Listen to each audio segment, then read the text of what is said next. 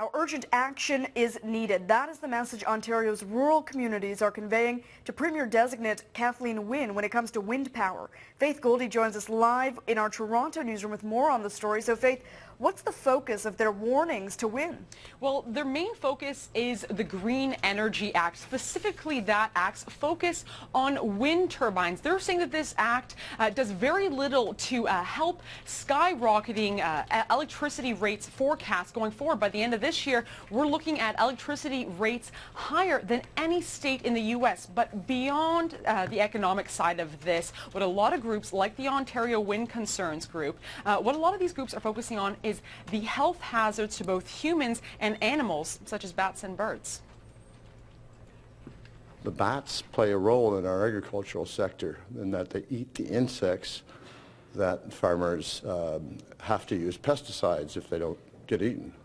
So they have a net benefit to the economy. And as far as human health is concerned, there have been literally scores of studies around the world that show that people are affected by both the audible noise, the noise that a wind turbine would make as it goes around, and they compare it to a 747 hovering overhead, and it causes stress and nausea and dizziness, and that obviously could lead to more serious conditions.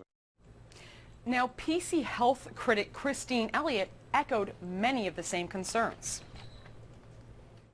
We've long been on record voicing our concerns with respect to the effects of wind turbines on both animal and human health.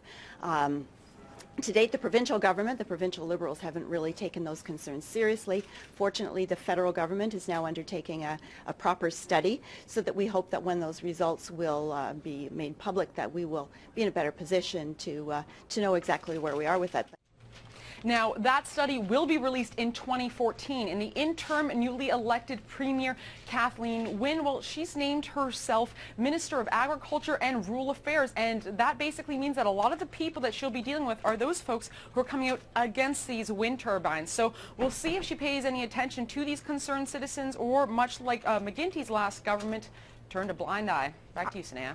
All right, thank you, Faith. Very welcome. That is Faith Goldy in our Toronto newsroom.